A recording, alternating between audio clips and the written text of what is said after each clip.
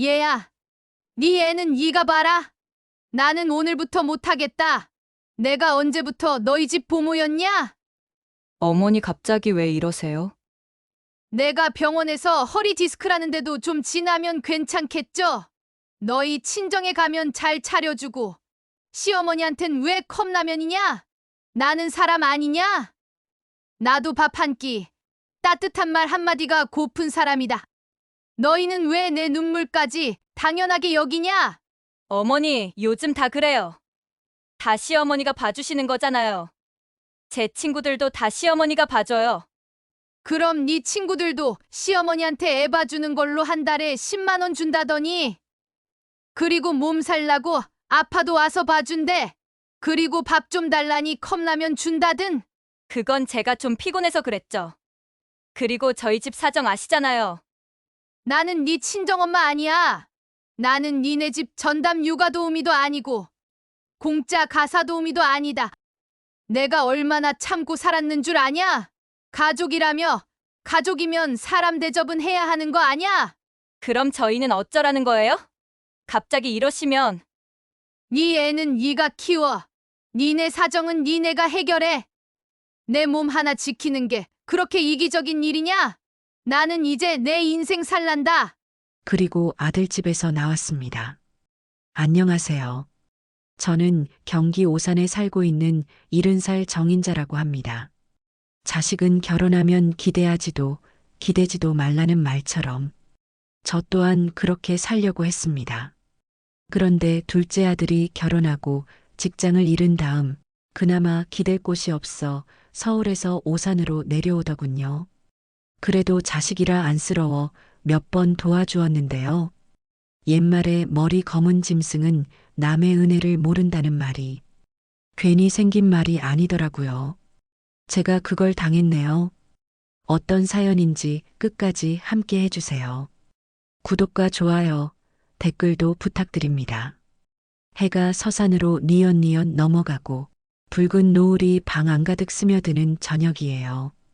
창밖을 바라보고 있자니 문득 옛날 생각에 잠기네요. 저는 오산에서 태어나고 자란 토박이에요. 정말이지 한평생을 이 오산 땅에서 살았네요.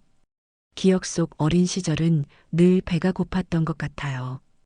7식구가 단칸방에 옹기종기 모여 살았죠. 하루하루를 겨우겨우 이어가던 시절이었어요. 겨울이면 발이 시려워 구멍난 고무신을 신고 학교를 다녔고요. 새벽녘 찬 바람을 맞으며 등교하던 길, 발가락이 꽁꽁 얼었던 기억이 아직도 생생해요. 아버지는 말이 없는 분이셨어요. 무뚝뚝한 경상도 남자 그 자체셨죠. 어머니는 새벽마다 시장에 나가셨어요. 장바닥에 앉아 생선 팔고 나물 팔며 우리 7식구를 먹여 살리셨죠. 그렇게 어렵게 살아도 가족이 함께라는 이유로 서로에게 기대며 버텼던 시간이었어요. 그때부터 제 몸에 밴 습관이 있어요. 바로 참고 사는 것. 아무리 힘들어도 내색하지 않는 거요. 누군가에게 기대는 법도 도움을 청하는 법도 모른 채 그렇게 자랐어요. 그게 제 인생의 가장 큰 숙제였는지도 모르겠어요.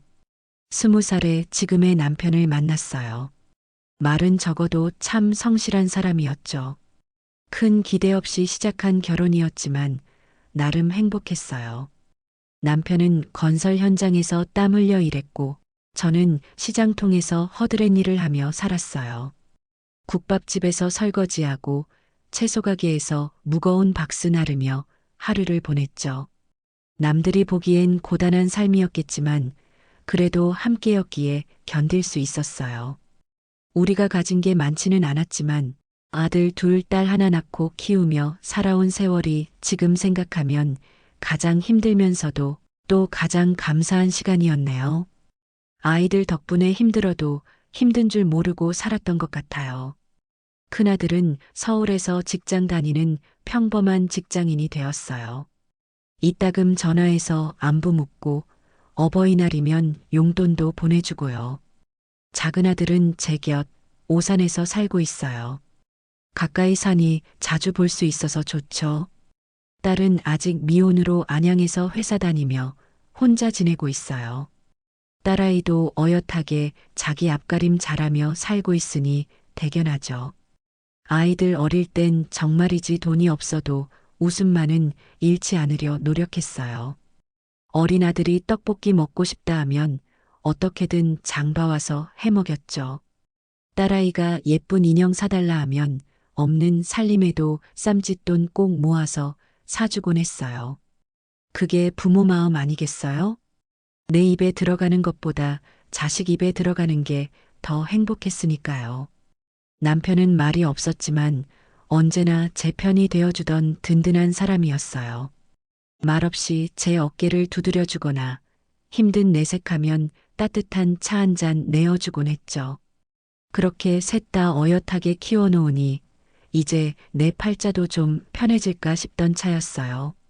작은 아들이 결혼한다고 했을 때 참 마음이 좋았어요.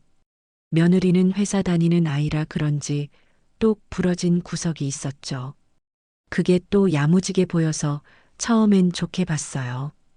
요즘 애들은 다들 자기 주관이 뚜렷하다니까 좋게 생각했죠.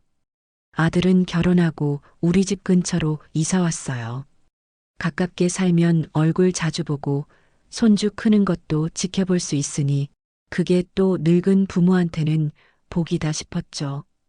걸어서 10분 거리라 언제든 찾아갈 수 있고 손주들 재롱도 자주 볼 수 있으니 얼마나 좋아요.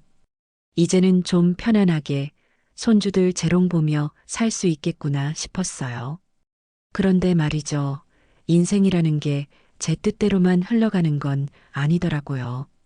새로운 인연이 생기면 또 다른 인연의 끈이 엮이고 설키는 법인가 봐요. 며느리와 가까이 지내다 보니 생각지 못한 일들도 생기더라고요. 물론 다 좋은 건 아니지만 그래도 가족이니까 이해하고 살고 있습니다. 세월은 참으로 빠르네요. 마치 엊그제 일처럼 생생하던 젊은 날들이 벌써 아련한 추억이 되어버리다니요. 오늘따라 유난히 손목이 시큰거리고 허리 통증이 더 심하네요. 창밖으로는 붉은 노을이 길게 드리워져 있어요. 이렇게 앉아서 옛날 생각을 하다 보면 시간 가는 줄 모르는 게 나이 들었다는 증거겠죠.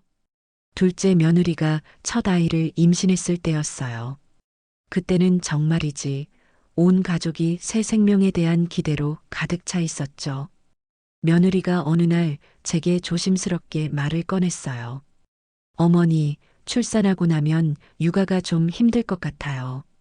어머니가 근처에 계시니까 가능하면 좀 도와주시면.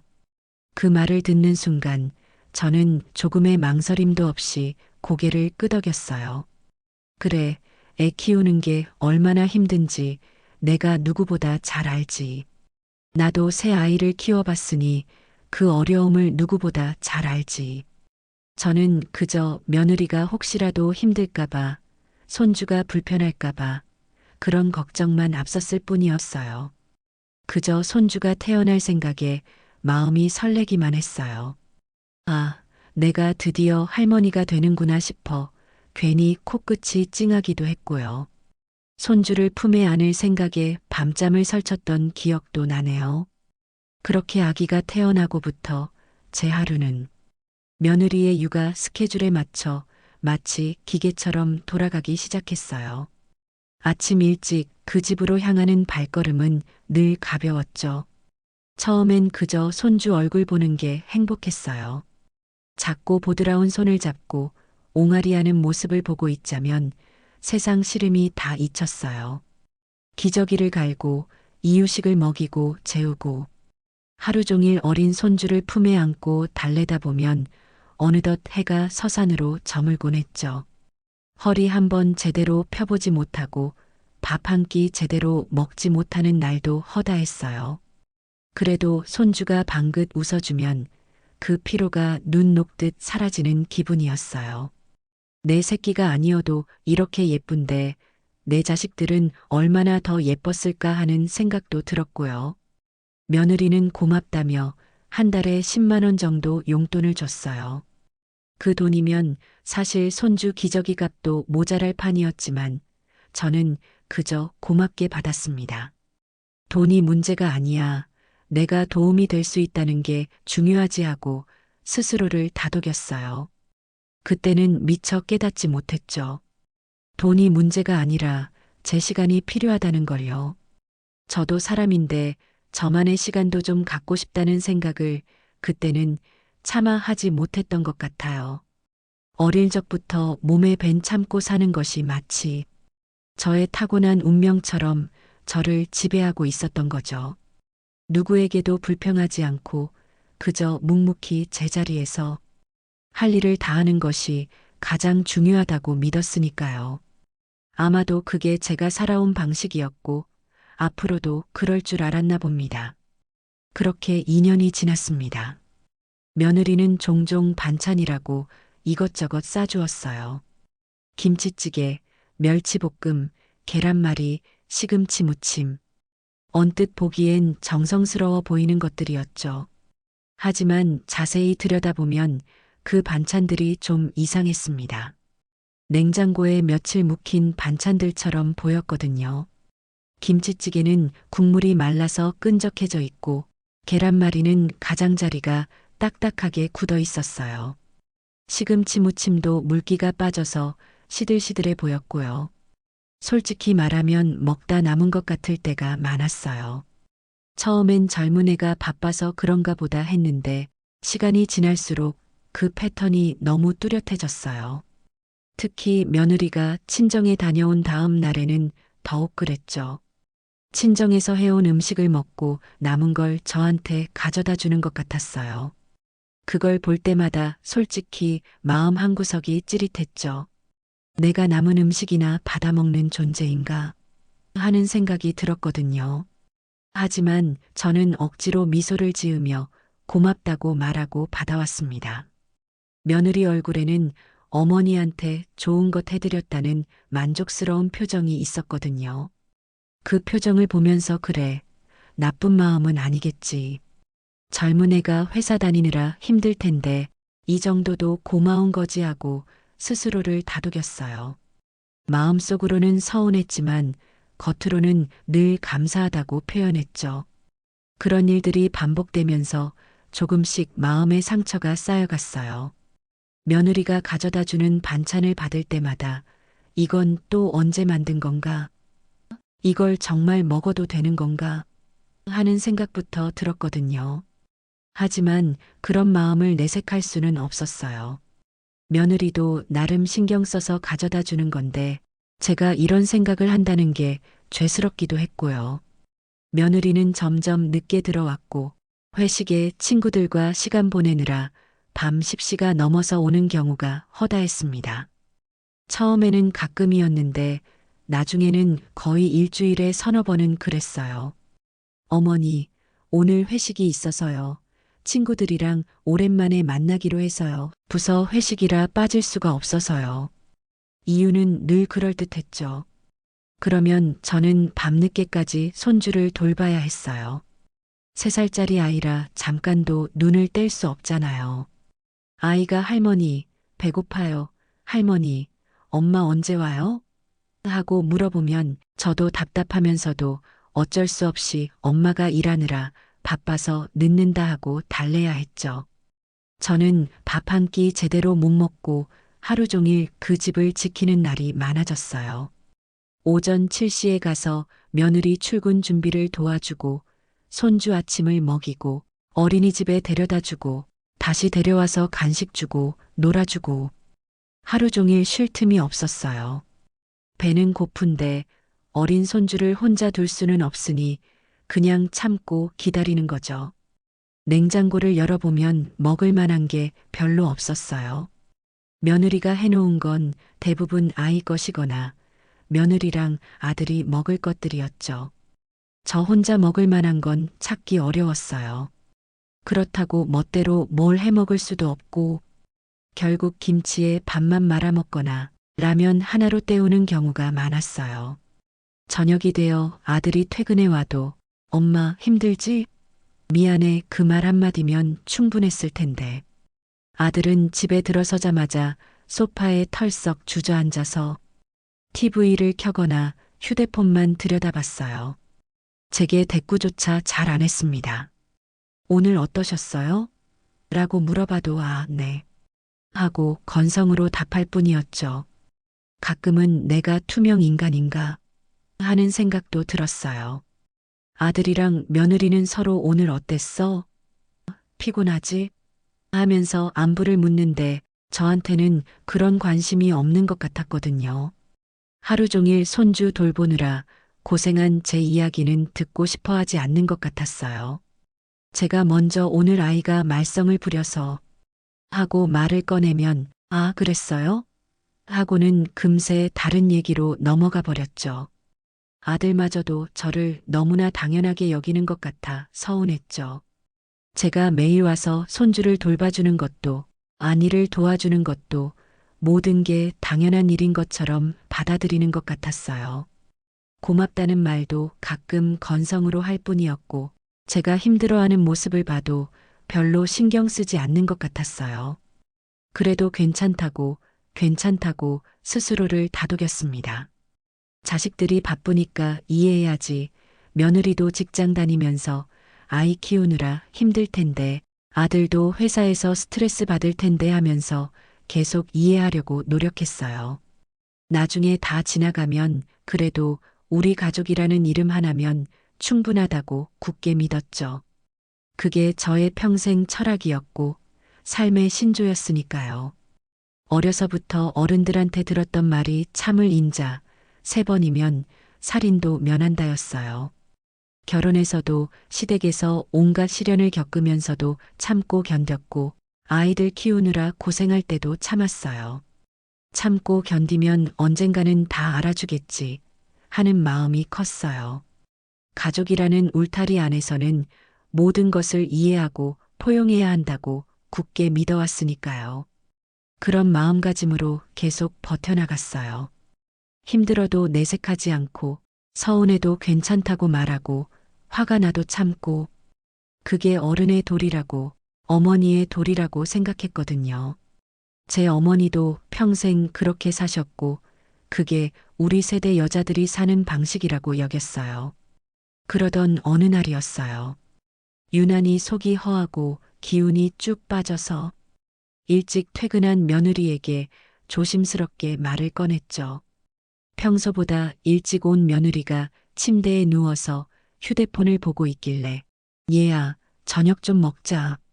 있으면 뭐라도 좀 차려다오. 하고 말했어요.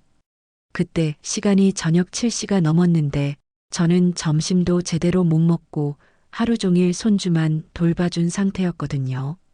그런데 며느리는 침대에서 일어나더니 무심하게 주방 서랍에서 컵라면 하나를 꺼내 제 앞에 툭 내려놓는 겁니다. 어머니, 이거라도 드세요. 저도 피곤해서 하면서 다시 방으로 들어가 버렸어요. 그 순간 제 눈에 들어온 컵라면은 단순한 컵라면이 아니었어요. 그것은 마치 제가 이 집에서 어떤 존재로 여겨지고 있는지, 제가 얼마나 하찮게 취급되고 있는지를 적나라하게 보여주는 듯했죠. 하루 종일 손주 돌봐준 시어머니한테 컵라면 하나 주고는 방으로 들어가 버리다니. 그 모습을 보고 있으니 내가 이 집에서 어떤 존재인가 싶어 그 순간 가슴이 철렁 내려앉았습니다. 며칠 묵힌 반찬을 건넬 때도 밤늦게까지 홀로 손주를 보며 밥도 제대로 못 먹을 때도 꾹꾹 참았던 서러움이 한꺼번에 마치 둑이 터지듯 밀려왔어요. 그동안 쌓여왔던 모든 기억들이 주마등처럼 지나갔어요. 며느리가 친구들과 만나러 가면서 어머니, 아이 좀 봐주세요 하고는 밤늦게 들어왔던 날들, 제가 아파서 몸살이 났을 때도 그래도 아이는 봐주셔야죠 하던 며느리의 말, 아들이 제 말은 듣지도 않으면서 며느리 말에는 귀를 기울이던 모습들, 눈물이 핑 돌았지만 저는 또다시 억지로 참았습니다. 울면 지는 거야라는 어릴 적부터 배운 생각이 머릿속을 스쳤죠. 하지만 이번엔 정말 힘들었어요. 목구멍에서 울음이 올라오는 걸 간신히 꾹 눌러 삼켰지만 마음속 깊은 곳에서는 이게 정말 맞나? 하는 의문이 들기 시작했어요. 남들이 보면 별거 아닌 일이라고 할 수도 있겠지만 저에게는 그 컵라면 한 그릇이 제가 이 집에서 어떤 대우를 받고 있는지, 어떤 존재로 여겨지고 있는지 깨닫게 해주는 결정적인 순간이었어요. 그때 처음으로 내가 그동안 너무 참고 살아왔구나, 내가 너무 순하게 살았구나 하는 생각이 스멀스멀 들기 시작했습니다. 그 컵라면을 끓여 먹으면서도 눈물이 계속 나왔어요. 온몸에 힘이 쭉 빠지고 한없이 작아지는 기분이었어요. 그동안 쌓아왔던 모든 감정들이 마치 억눌렸던 폭포수처럼 한꺼번에 쏟아져 내리는 것 같았죠. 어쩌면 그때부터였는지도 몰라요. 제 인생을 다시 돌아보게 된 계기가 말이에요. 그날 이후로 며칠 동안은 정말 우울했어요. 아침에 눈을 뜨면 오늘도 또 가야 하나 하는 생각부터 들었거든요. 거울을 보니 얼굴도 많이 늙어 보였어요. 언제부터인가 제 자신을 돌보는 것도 소홀해졌더라고요. 며느리 집 일만 하느라 정작 제 일은 뒷전이었죠. 이 나이 되니 몸도 예전 같지 않습니다. 이른이 되어가다 보니 여기저기 아픈 곳이 한두 군데가 아니에요. 남편도 요즘은 잠깐 나갔다 오면 무릎 아프다며 소파에 주저앉기 일쑤고 저도 손목은 시큰거리고 허리는 뻐근해서 고추장 단지 하나 드는 것도 힘이 부치더군요. 예전엔 밤을 새워도 끄떡없었는데 이제는 하루만 무리해도 며칠을 끌어요. 계단 오르기도 예전보다 힘들고 무거운 것 들기도 조심스러워졌어요. 그런데 가족들은 제가 늙어간다는 걸 별로 실감하지 못하는 것 같아요. 여전히 제게 똑같은 걸 요구하거든요. 하지만 그렇다고 마냥 우울하게 살고 싶은 건 아닙니다.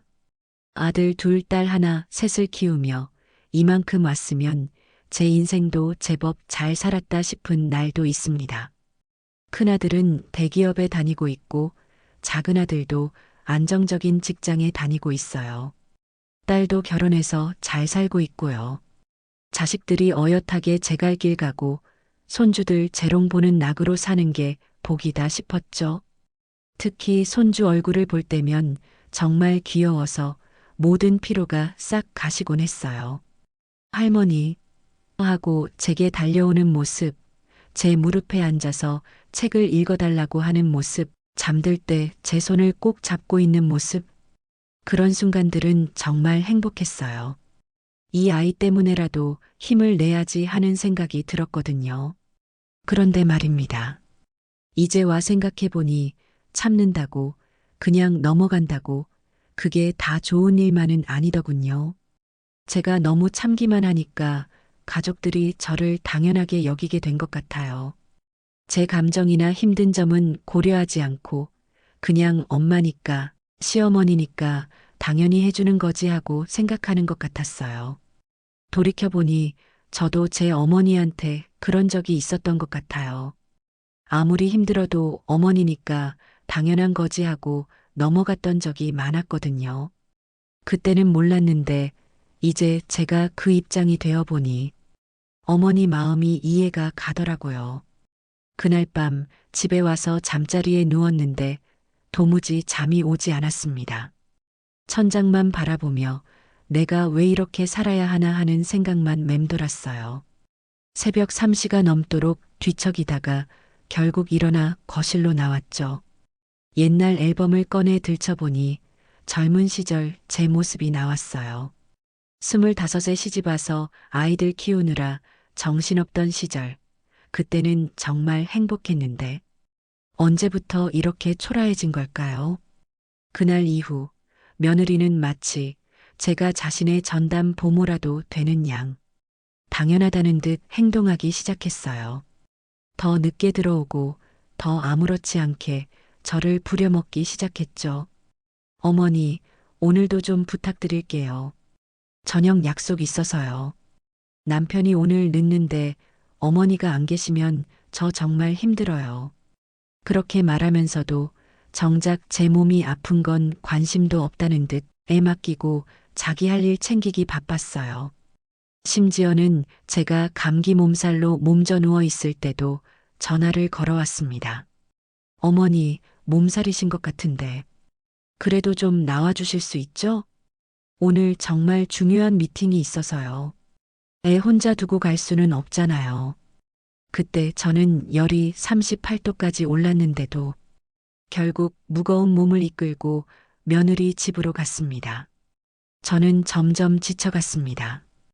허리는 끊어질 듯 아팠고 손목도 욱신거려 물컵 하나 드는 것도 힘들었죠. 무릎도 계단 오를 때마다 삐걱거렸고 목과 어깨는 돌덩이처럼 굳어 있었어요. 병원에선 무리하지 말라 했는데 며느리는 그런 말 따윈 들을 생각도 없어 보였습니다. 정형외과에서 찍은 X-레이를 보며 의사 선생님이 말씀하셨어요. 어르신, 허리뼈 사이 간격이 많이 좁아졌네요. 무거운 것 들거나 오래 서 있는 일은 피하세요. 특히 아이를 안아주거나 업어주는 건 절대 하시면 안 됩니다. 그런데도 며느리는 제가 병원 진단서를 보여줘도 별로 심각하게 받아들이지 않았어요. 어머니도 나이가 있으시니까 좀 아프실 수도 있죠. 저희도 몸이 안 좋을 때 있지만 참고 사는데 이런 식으로 대수롭지 않게 넘겨버렸습니다. 제 고통은 안중에도 없다는 듯 그저 자신의 편의만을 생각하는 것 같아 서운함이 극에 달했죠. 밤마다 잠자리에 누우면 허리와 손목 통증에 시달렸지만 누구에게도 하소연할 수 없었죠. 파스를 붙여도 소용없고 진통제를 먹어도 일시적일 뿐이었어요. 새벽에 화장실 가려고 일어날 때면 허리가 너무 아파 벽을 짚고 일어나야 했습니다. 그런 제 모습을 보며 남편이 걱정스러워했지만 저는 그냥 괜찮다 하며 넘겼어요. 아들은 늘 바쁘다는 핑계만 대고 남편에게는 차마 말할 수 없었어요.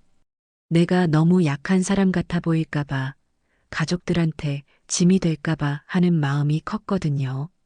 하지만 몸의 고통보다 더 큰 건 마음의 상처였어요. 제가 이렇게 아픈데도 며느리는 여전히 당연하다는 듯 부탁을 해왔거든요. 심지어는 제가 파스를 붙이고 있는 모습을 보고도 그래도 좀 나와주세요 하며 부탁하더군요. 그럴 때마다 내가 정말 사람 취급을 받고 있는 건가 하는 생각이 들었어요. 그러던 어느 날 몸이 너무 아파서 도저히 견딜 수가 없었습니다. 그날 아침에 일어나는데 허리가 너무 아파서 5분 동안이나 침대 끝에 앉아 있어야 했어요. 거울을 보니 얼굴이 완전히 상해 있었습니다.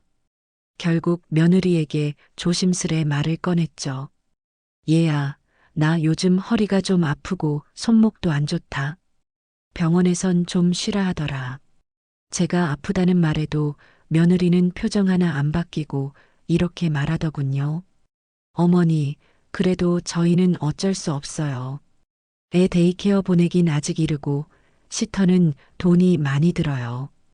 어머니가 좀만 더 봐주세요. 지금 잠깐 힘든 거잖아요. 지금 잠깐 힘들다니.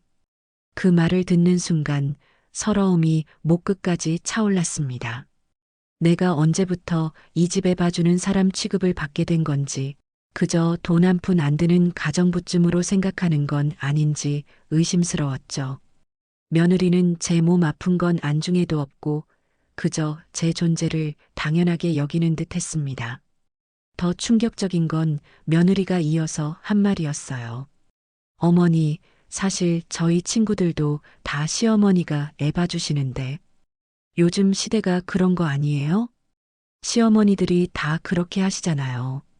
마치 제가 손주 돌보는 게 의무이자 당연한 일이라는 듯한 말투였습니다. 그때 저는 정말 기가 막혔어요. 그날 저는 조용히 그 집을 나와 집으로 돌아와 누웠습니다. 가만히 천장을 보는데 이건 아니다 싶었습니다. 이대로는 안 되겠다. 더 이상은 참을 수 없다는 생각이 머릿속을 맴돌았죠. 그날 밤 남편에게 모든 걸 털어놨습니다. 여보, 나 정말 힘들어. 몸도 아픈데 며느리는 전혀 이해를 안 해줘. 나를 무슨 공짜 베이비시터로 생각하는 것 같아. 남편도 처음엔 그래도 가족인데 하며 대수롭지 않게 여겼지만 제가 자세히 설명하자 화를 내더군요. 둘째 며느리가 정말 그랬어? 아무리 며느리라지만 어른한테 그게 할 소리야? 내 마누라를 뭘로 보고 그런 식으로 대하는 거야. 남편의 지지를 받으니 조금 마음이 놓였지만 여전히 앞으로 어떻게 해야 할지 막막했어요.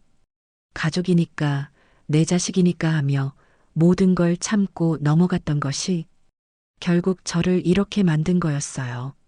제 자신을 돌아보니 한평생 남을 위해 살았다는 생각에 울컥했습니다.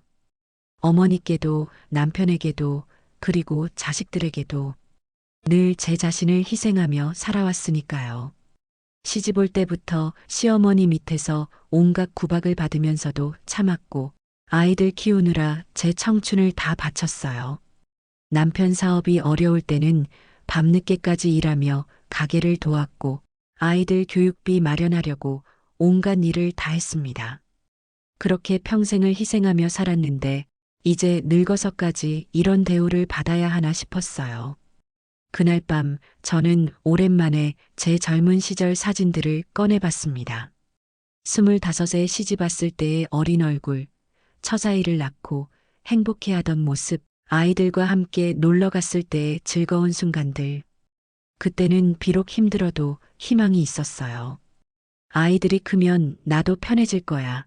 나중에는 효도받으며 살 수 있을 거야 하는 믿음이 있었거든요. 그런데 지금의 현실은 어떤가요? 아이들은 다 컸지만 여전히 저한테 짐을 지우고 며느리는 저를 하인처럼 부려먹고 있으니까요.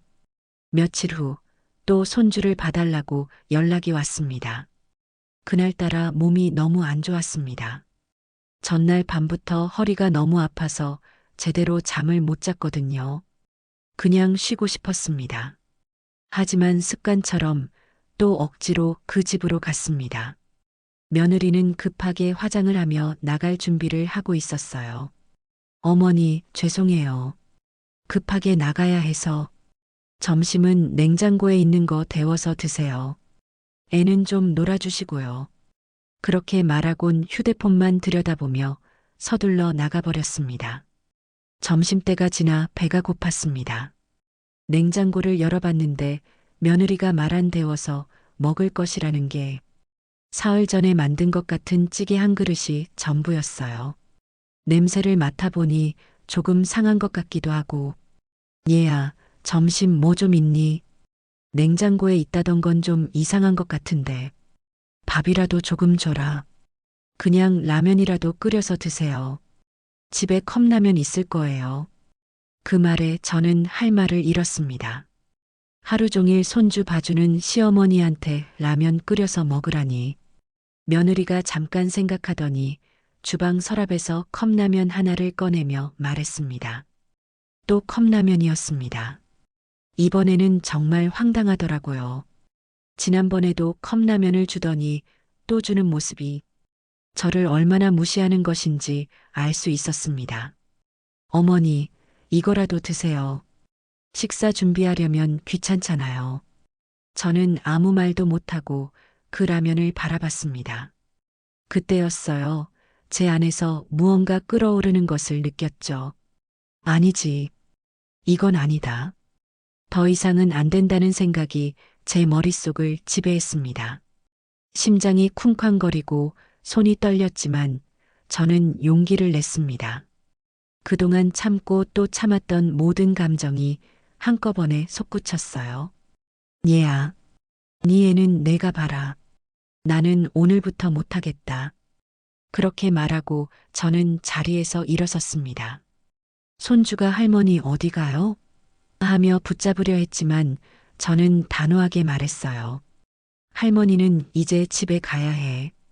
엄마가 올 때까지 혼자 기다리고 있어. 며느리는 깜짝 놀라며 묻더군요. 어머니, 왜 그러세요? 갑자기 왜 그러세요?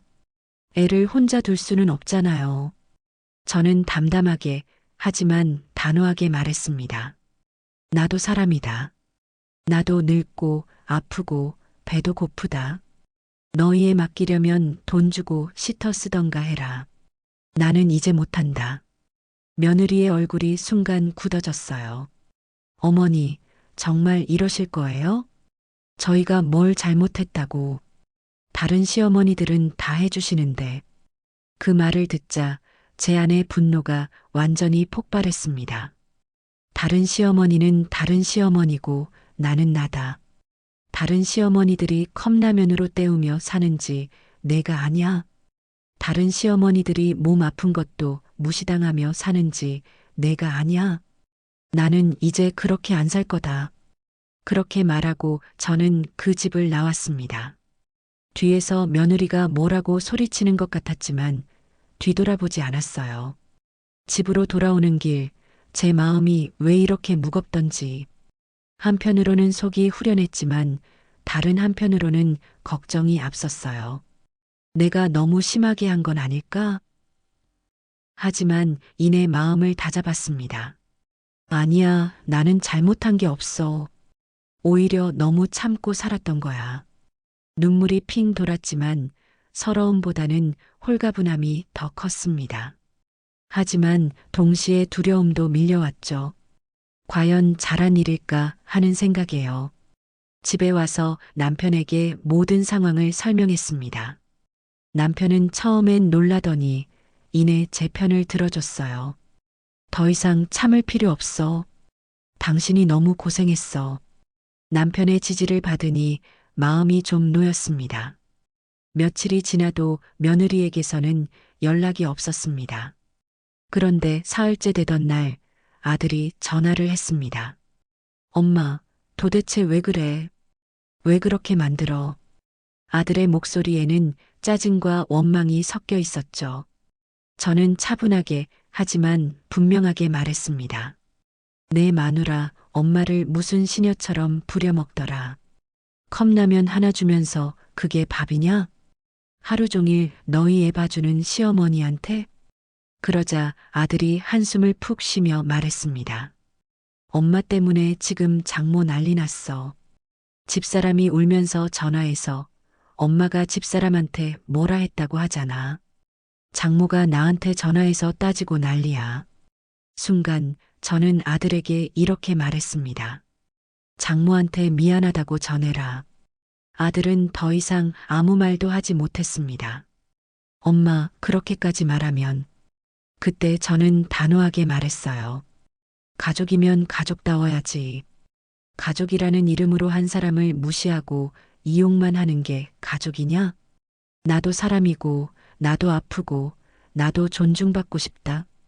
전화를 끊고 나서 저는 한동안 멍하니 앉아 있었습니다. 복잡한 감정들이 뒤섞여 가슴을 짓눌렀죠. 하지만 후회는 없었어요. 오히려 왜 이제야 이렇게 했을까 하는 생각이 들었습니다.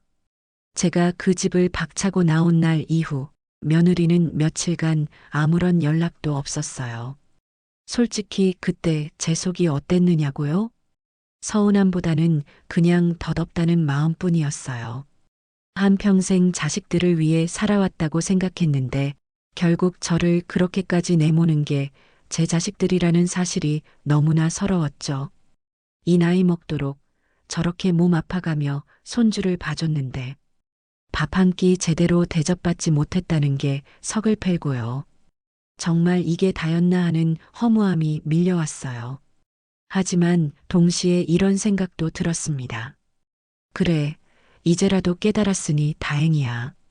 더 늦기 전에 내 목소리를 낸 게 다행이야. 그동안 억눌렀던 감정들이 터져 나오니 오히려 마음이 홀가분해졌어요. 며칠 뒤 작은 아들과 며느리가 저희 집으로 찾아왔습니다.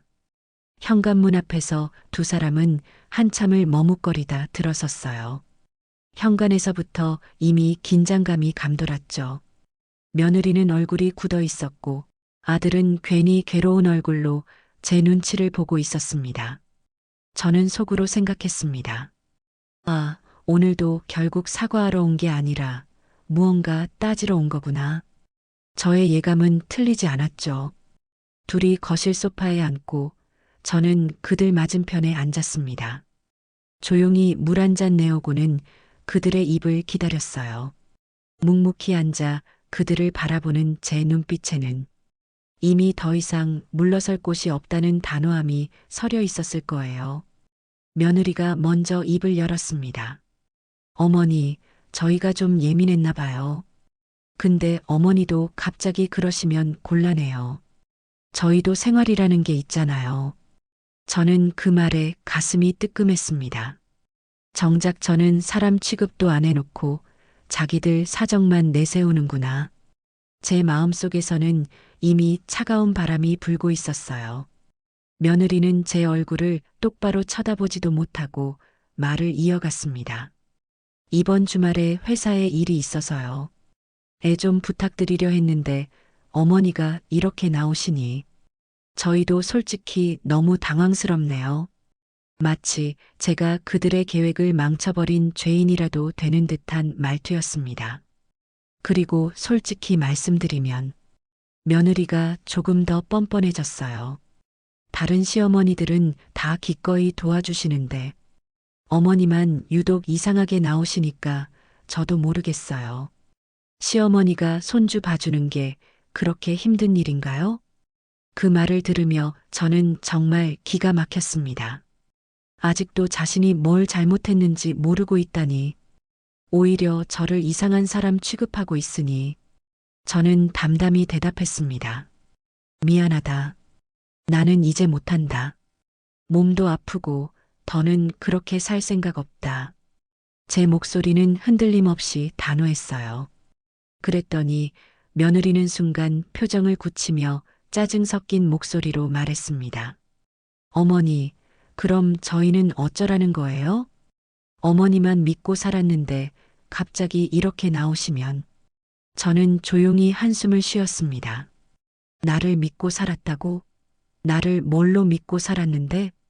제 속은 부글부글 끓었지만 애써 감정을 억눌렀어요. 너희가 어찌 살든 이제는 내가 관여 안 한다. 너희 애는 너희가 키워라. 나는 너희 집 살림살이에 더는 끼고 싶지 않다. 며느리는 제 말에 할 말이 없다는 듯 말끝을 흐렸지만 시선은 당당했습니다. 그 순간 옆에서 듣고 있던 남편이 조용히 한마디 던졌습니다. 평소에 말이 없는 사람이라 놀라웠죠. 네가 어른한테 그게 할 말이냐? 니네 엄마가 그러면 좋겠냐? 애 맡기면서 밥도 안 챙기고 늙은 사람 힘든 거 뻔히 알면서 부려먹는 게 당연하거야? 남편이 평소에 말이 없는 사람이었는데 그날따라 단호하게 목소리를 높였습니다. 목소리에는 저를 향한 미안함과 자식들을 향한 분노가 뒤섞여 있었어요. 작은 아들도 그제야 입을 열었습니다. 엄마, 우리도 급해서 그런 거지. 베이비시터 쓰기에는 돈이 너무 많이 들어. 엄마가 좀만 더 도와줬으면 좋겠어. 솔직히 엄마가 도와주면 우리가 그 돈 아낄 수 있으니까. 그 말을 듣는 순간 저는 정말 더는 참을 수 없었습니다. 아들의 입에서 돈 아끼기 위해라는 말이 나오다니요. 그동안 제가 느꼈던 서름과 분노가 한꺼번에 터지듯 쏟아냈습니다. 큰아들은 서울에서 알아서 잘 살고 딸도 혼자 안양에서 살면서 엄마한테 뭐 해달라 소리 안 한다. 근데 너희는 뭐냐? 너희 애 키우는 게 왜 내 책임이냐? 제 목소리는 떨렸지만 그 어떤 때보다 단호했습니다. 내가 언제부터 너희 집 보모였냐? 언제부터 내가 너희 가정살림 도와주는 사람으로 보였냐? 미 마누라가 밥 한 끼라도 제대로 대접하고 애 맡긴 적 있냐? 컵라면 하나 툭 던지며 그게 시어머니한테 할 짓이야. 작은 아들은 제 말에 고개를 숙였고 며느리는 입술을 꾹 다물었습니다. 그들의 얼굴에는 뒤늦은 당혹감과 죄책감이 스쳐 지나가는 듯 했어요. 저는 숨이 턱 막혔지만 멈출 수 없었습니다. 너희 친정에 사정 있으면 너희가 알아서 해라. 너희 살림은 너희가 꾸려야지. 내가 언제까지 너희 돈 아껴주려고 내 몸 갉아먹어야 하냐? 저는 손에 힘이 들어갔습니다. 욱신거리는 손목과 끊어질 듯한 허리 통증이 다시금 떠올랐죠. 이 손목이 얼마나 아픈지, 허리가 얼마나 욱신거리는지 너희들이 내 몸 상태를 아냐?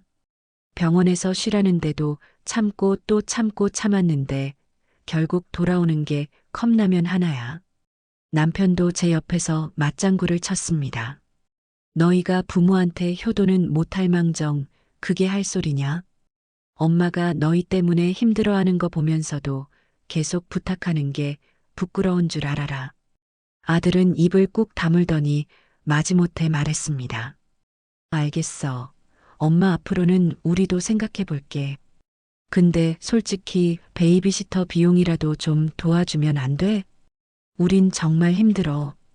그 순간 저는 정말 더 이상 참을 수 없었습니다. 끝까지 돈 타령을 하는 아들의 모습에 정남이가 떨어졌죠. 큰아들은 그런 부탁 안 한다. 딸도 안 한다. 근데 너희는 왜 그러냐? 내가 너희 생활비까지 보태며 살 만큼 한가한 늙은이로 보이냐? 정신 차려라. 너희 살림은 너희가 꾸리는 거다. 저는 단호하게 말했습니다. 앞으로 내 이름으로 뭐든 기대하지 마라. 나는 내 인생 산다. 늙었다고 만만하게 보지 마라. 너희가 부모라면 이제 내들 부모도 좀 지켜라. 며느리는 결국 눈시울이 붉어졌습니다. 작은 아들은 더는 할 말이 없다는 듯 말없이 자리에서 일어섰습니다. 그렇게 그들은 황급히 집을 나섰고 저는 혼자 거실에 남아 한참을 앉아 있었습니다. 그날 저는 속이 시원하기보다는 한편으론 참 허탈했습니다. 그래도 후련함이 아주 없었던 건 아니에요. 며칠이 지난 어느 날 뜻밖의 손님이 저희 집 초인종을 눌렀습니다. 문을 열어보니 며느리 친정엄마 안사돈이 서 있었어요. 평소 얼굴도 몇 번 마주하지 않았던 분이라 순간 당황스러웠지만 그분 얼굴에 뭔가 단단히 결심한 듯한 표정이 서려 있었습니다. 저는 재빨리 며느리에게 무슨 일이 생긴 건가 아니면 또 무슨 일로 저를 찾아온 건가 하는 생각에 불안감이 엄습했습니다. 어머니, 잠깐 시간 좀 내주실 수 있을까요? 이렇게 갑자기 찾아와서 죄송합니다. 목소리는 조심스러웠고 평소와는 다르게 기가 죽어 있는 듯 했어요. 저는 아무 말 없이 고개를 끄덕였습니다. 궁금증과 함께 왠지 모를 긴장감이 감돌았습니다. 그렇게 거실에 마주 앉게 됐습니다. 서로 조심스러운 침묵이 한참 흐르고 집안에는 시계 초침 소리만이 또렷하게 울려 퍼졌습니다. 저는 먼저 말을 꺼내야 할지 아니면 안사돈이 먼저 말할 때까지 기다려야 할지 망설였습니다. 제 심장은 쿵쾅거렸고 며느리와의 지난 감정들이 떠올라 씁쓸한 기분이 들었습니다. 먼저 입을 연 건 안사돈이었습니다. 깊은 한숨을 쉬더니 조심스럽게 입을 열었습니다. 제가 솔직히 요즘 우리 딸한테 참 많이 실망했습니다. 사돈께 그런 식으로 했다는 얘기 듣고 제가 기가 막혔어요. 우리 딸, 제가 그렇게 키우지 않았는데 말이에요. 안사돈의 말에 저는 괜히 마음 한켠이 쓸쓸했습니다. 왜 제 자식들은 저의 마음을 헤아려 주지 못하는 걸까 하는 생각들이 머릿속을 스쳐 지나갔습니다. 사돈, 저희 딸 애 낳고 회사 다니느라 많이 지쳤던 건 알겠는데 그래도 그렇지요. 어른께 그런 식으로 하는 건 아니지요. 솔직히 제가 사돈 같아도 참 서러웠을 것 같아요. 오늘 여기 온 건 따지러 온 것도 아니고 그저 제 딸 대신 사과드리고 싶어서예요. 안사돈은 제 눈을 똑바로 바라보며 진심을 담아 이야기했습니다. 그 진심 어린 사과에 저는 씁쓸히 웃으며 고개를 저었습니다. 그럴 일까지는 없습니다. 그냥 이제는 제가 제 입으로 이야기해야 할 것 같아서요. 저는 천천히 조곤조곤 그동안 있었던 일들을 꺼내놓기 시작했습니다.